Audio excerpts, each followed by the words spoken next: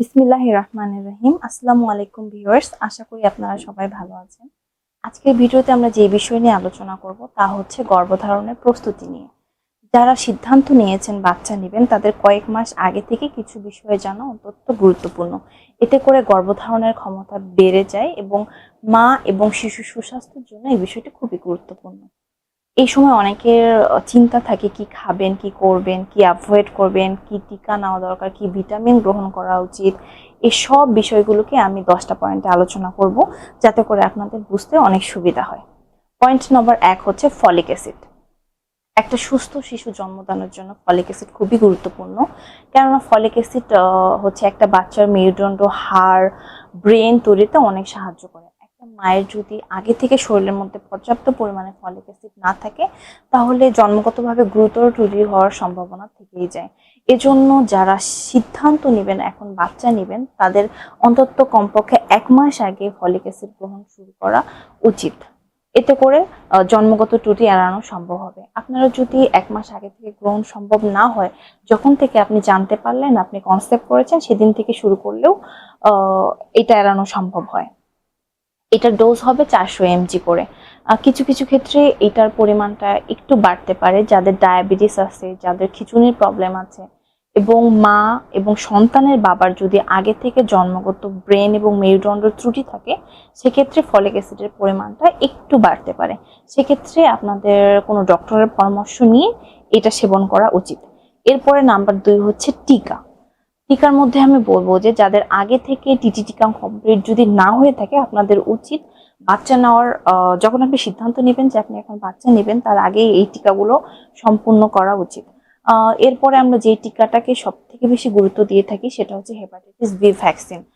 কেননা hepatitis B ভাইরাসটা যদি কোনো মায়ের শরীরে পাওয়া যায়, মায়ের থেকে এটা সন্তানের মধ্যে ছড়িয়ে যেতে পারে। এর জন্য এই টিকাটা খুবই গুরুত্বপূর্ণ। এই যারা হচ্ছে 2003 সালের পরে জন্মগ্রহণ করেছেন, তারা জন্মের পরে এই টিকাটা পেয়েছেন, এবং 2003 সালের আগে যাদের জন্ম হয়েছে তারা এই টিকাটা পাননি। তাদের তেমন কিছু করতে হবে না, একটা ব্লাড গ্রুপ টেস্ট করতে হবে। একটা ব্লাডে যদি এইটা আপনি যদি কখনো এই ভাইরাসে আক্রান্ত হয়ে থাকেন তাহলে বোঝা যাবে, এবং যদি আক্রান্ত না হন তাহলে নেগেটিভ আসবে। নেগেটিভরা 3টা ডোজে এই টিকাটা কমপ্লিট করতে পারবেন। এই 3টা ডোজ দিতে আপনার কয়েক মাস লেগে যেতে পারে। এটা গর্ভবতী অবস্থায় এই টিকাটা দেওয়া যায়। এছাড়াও অনেকের যাদের জন্মের পরে যে টিকাগুলো আছে, এই টিকাগুলো যদি আপনাদের কমপ্লিট না হয়ে থাকে, তাহলে আপনার ডক্টরের সাথে পরামর্শ করে এই টিকাগুলো কমপ্লিট করবেন, কেননা গর্ভ অবস্থায় এই টিকাগুলো দেওয়া যায় না। এরপরে হচ্ছে নাম্বার 3 হচ্ছে আয়রন। বাংলাদেশের অধিকাংশ মেয়েরা আয়রনের অভাবে রক্ত স্বল্পতায় ভুগছে। এর প্রধান কারণ হচ্ছে তারা অনেকেই জানে না কোন কোন খাবারে আয়রন পাওয়া যায়। আবার মাসিকের সময় মেয়েদের শরীর থেকে অনেকটাই রক্তের ঘাটতি হওয়াতে সব সময় আয়রনের অভাবটা তাদের শরীরে থেকেই যায়। আপনি যখন সিদ্ধান্ত নেবেন যে আপনি এখন বাচ্চা কনসেপ্ট করবেন, তাহলে আপনার শরীরে আয়রনের লেভেলটা আগে থেকে পরীক্ষা করে জানা উচিত যে আপনার শরীরে পর্যাপ্ত পরিমাণে আয়রন আছে কিনা। কেননা আয়রনের অভাবে বাচ্চাদের প্রিমেচুর বেবি হওয়ার সম্ভাবনা থাকে, বাচ্চার ওজন কম হয় এবং মিসক্যারেজ হওয়ার সম্ভাবনা থাকে। এইসব কঠিন ঝুঁকি এড়ানোর জন্য আপনার আগে থেকে আয়রন যুক্ত খাবার খাওয়া উচিত, এবং সাথে সাথে আয়রন সাপ্লিমেন্ট গ্রহণ করা উচিত। এরপরে নাম্বার 4 হচ্ছে ভিটামিন ডি। ভিটামিন ডি হচ্ছে গুরুত্বপূর্ণ একটি উপাদান, যা হচ্ছে আমাদের হাড়, দাঁত এবং মাংসপেশি গঠনে ভূমিকা পালন করে। 2011 এবং 12 সালের একটা জরিপে দেখা গেছে যে বাংলাদেশের প্রতি 4 জন মহিলার অন্তত একজন মহিলা ভিটামিন ডির অভাবে ভুগতে থাকে। এর কারণ হচ্ছে রোদ্রে না যাওয়া। আমরা অধিকাংশই মনে করি যে রোদ্রে গেলে আপনাদের স্কিনের সমস্যা হবে বা স্কিন কালো হবে, এই ভয়ে মেয়েরা হচ্ছে রোদটাকে অ্যাভয়েড করে। এর জন্য তাদের শরীরে একটা ভিটামিন ডি ঘাটতি থেকেই যায়।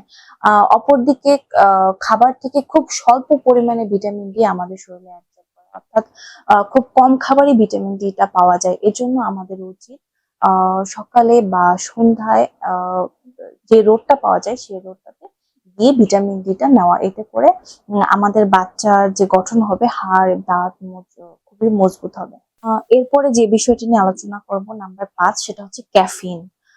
আমাদের হচ্ছে অধিকাংশ মেয়ে বা মায়েদের অভ্যাস থাকে, যেটা হচ্ছে আমরা অনেকটা চা এবং কফির প্রতি অ্যাডিক্টেড থাকি। আমরা যখন থেকে সিদ্ধান্ত নিব যে আমি এখন বাচ্চা কনসেপ্ট করব, তখন থেকে আমার এই অভ্যাসগুলো আস্তে আস্তে ত্যাগ করা উচিত। কেননা শরীরে অতিরিক্ত ক্যাফিন থাকলে মিসক্যারেজ হওয়ার সম্ভাবনা থাকে এবং বাচ্চার ওজন কম হওয়ারও সম্ভাবনা থাকে। আপনি যেহেতু এই অভ্যাসটা একেবারেই ত্যাগ করতে পারবেন না, আপনার উচিত এই অভ্যাসটা আস্তে আস্তে ত্যাগ করা। আপনি প্রতিদিন 200 থেকে 250 mg পরিমাণ, অর্থাৎ 1 কাপ এবং হাফ কাপ পরিমাণে হচ্ছে চা খেতে পারেন। কফিটা অ্যাভয়েড করাই বেশি, কেননা চায়ের থেকে কফিতে অতিরিক্ত পরিমাণে ক্যাফিন থাকে, যেটা হচ্ছে আপনার মিসক্যারেজ হওয়ার সম্ভাবনাটা বেড়ে যায়। এজন্য আপনার উচিত, যখন থেকে আপনি সিদ্ধান্ত নিবেন যে আপনি এখন বা কিছুদিন পরে বাচ্চা নিতে চাচ্ছি, তখন থেকে আস্তে আস্তে এই অভ্যাসটা আপনার পরিহার করা উচিত। এরপরে হচ্ছে নাম্বার 6, ওজন। ওজন হচ্ছে আপনার অতিরিক্ত যদি ওজন থাকে তাহলেও সমস্যা, আবার অতিরিক্ত কম ওজন থাকলেও সমস্যা। প্রথমে আলোচনা করি অতিরিক্ত ওজন থাকলে কি সমস্যা হতে পারে। আপনার যদি স্বাভাবিকের তুলনায় অতিরিক্ত ওজন থাকে, তাহলে আপনার প্রি একলামসিয়া হওয়ার সম্ভাবনা থাকে, ডায়াবেটিসের ঝুঁকি থাকে, হাই ব্লাড প্রেশার হওয়ার সম্ভাবনা থাকে এবং বাচ্চা জন্মের সময় বাচ্চার কাঁধ আটকে যেতে পারে। সেক্ষেত্রে নর্মাল ডেলিভারির পরিবর্তে সিজার করতে হতে পারে। আবার অপরদিকে অতিরিক্ত কম ওজন থাকলেও বাচ্চা প্রিমেচুর হয়, বাচ্চার ওয়েট কম হয়ে যায় এবং বাচ্চার ডেলিভারির সময়ের আগে বাচ্চা জন্মগ্রহণ করে ফেলে। এবং এতে করে মা এবং বাচ্চা দুজনেরই ঝুঁকি থাকতে পারে। আপনি যখন বাচ্চা নেওয়ার সিদ্ধান্ত নিবেন, তখন আপনার উচিত আপনার ওজনটা যেন স্বাভাবিক থাকে, অর্থাৎ অতিরিক্ত কমও না এবং বেশিও না। আমরা হচ্ছে ওজনটা স্বাভাবিকভাবে পরিমাপ করে থাকি একটা মায়ের হাইট অনুযায়ী ওয়েট, অর্থাৎ হাইট এবং ওয়েট, এই ওজনটাকে বলা হয় বডি ম্যাস ইনডেক্স। এইটা অনুযায়ী যদি আপনার ওয়েট স্বাভাবিক থাকে, তাহলে আপনি প্রস্তুত একজন মা হওয়ার জন্য।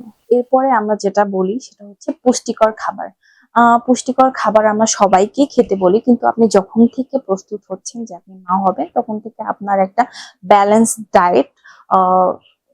ডায়েট ফলো করা উচিত। অর্থাৎ আপনার খাবারে প্রোটিন, ভিটামিন, মিনারেলস সবকিছুই যেন ব্যালেন্স থাকে। আমরা অনেকেই ভাত বেশি খেয়ে ফেলি, ভাত বেশি খাই এবং সবজি কম খাই। কিন্তু আপনি যখন থেকে মা হওয়ার প্রস্তুতি নিচ্ছেন, তখন থেকে আপনার উচিত শাক সবজি এবং ফলমূলের পরিমাণটা বেশি করে খাওয়া। কেননা শুধুমাত্র ভাত এবং কম শাক সবজি থেকে আপনার শরীরে পর্যাপ্ত পরিমাণে পুষ্টিটা পায় না। এজন্য আপনি আপনার প্লেটের 4 ভাগের 1 ভাগ ভাত নেবেন এবং বাকি 3 ভাগ ফল মূল, শাকসবজি এবং প্রোটিন জাতীয় খাবার দিয়ে ভরাবেন। আমরা অনেকে কি করি যে ভাত বেশি করে নেই এবং তরকারি কম পরিমাণে নেই, অর্থাৎ আমরা ভাত দিয়ে তরকারি খাই। কিন্তু আমাদের উচিত হচ্ছে তরকারি দিয়ে ভাত খাওয়া, যাতে করে আমাদের শরীরে পর্যাপ্ত পরিমাণে নিউট্রিশনটা থাকে। এতে করে আপনার একজন মা এবং বাচ্চা দুজনেই সুস্থ থাকে। এরপরে নাম্বার 8 হচ্ছে শরীরচর্চা, অর্থাৎ ব্যায়াম। গর্ভধারণ থেকে শুরু করে সন্তান জন্মদান পর্যন্ত লম্বা একটা সময়, এই সময়টাকে আপনি শরীরটাকে ব্যায়ামের মাধ্যমে তৈরি করে নিতে পারেন। ব্যায়াম করলে শরীরে মেটাবলিজম রেট বাড়ে এবং রোগ প্রতিরোধ ক্ষমতা বাড়ে। ব্যায়ামের মাধ্যমে আপনি প্রেগন্যান্সির সময়, জেস্টেশনাল ডায়াবেটিস, প্রিএক্লাম্পসিয়া, হাই প্রেশার এগুলো থেকেও ঝুঁকি এড়ানো সম্ভব হয়। এছাড়াও প্রেগন্যান্সির সময় মায়েদের অনেক সময় মুড সুইং হয়, মন খারাপ থাকে, অস্থির লাগে, এই টাইমটাতেও আপনি যদি ব্যায়াম করলে শরীর সুস্থ এবং মন ভালো থাকে। এরপরে নাম্বার 9 হচ্ছে ধূমপান। অনেক মা এবং মেয়েদের বদঅভ্যাস থাকে ধূমপান গ্রহণ করা। এই অভ্যাসটা যদি আপনার থাকে, আপনি যদি বাচ্চা নেওয়ার পরিকল্পনা করেন, তাহলে এই অভ্যাসটা আপনার আজকে থেকে ত্যাগ করা উচিত। কেননা এটা আপনার এবং আপনার বাচ্চার জন্য খুবই ঝুঁকিপূর্ণ।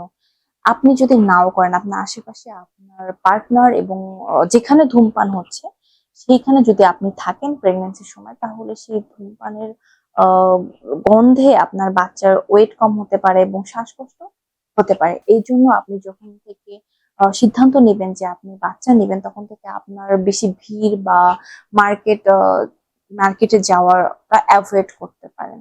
এরপরে সবশেষে আমি যে বিষয়টার কথা বলবো সেটা হচ্ছে রোগ নির্ণয়। আপনি যখন থেকে চিন্তা করছেন যে আপনি বাচ্চা নেবেন, আপনার শরীরে যদি কোনো রোগ বা আপনি যদি কোনো স্টেরয়েড বা হাই পাওয়ার ডোজের ওষুধ গ্রহণ করে থাকেন, তাহলে ওই সময়টাতে আপনি প্রেগনেন্ট হতে পারবেন কিনা বা আপনার জন্য কতটুকু সেফ, সেটা আপনি যে কোনো একজন ভালো গাইনির সঙ্গে পরামর্শ করে সিদ্ধান্ত নিতে পারেন যে আপনি এই ওষুধগুলো গ্রহণের পাশাপাশি আপনি বাচ্চা নেওয়াটা আপনার জন্য কতটুকু সেফ হবে। আজ এই পর্যন্ত। ভালো থাকুন, সুস্থ থাকুন, দেখা হবে নেক্সট কোনো ভিডিওতে। আল্লাহ হাফেজ।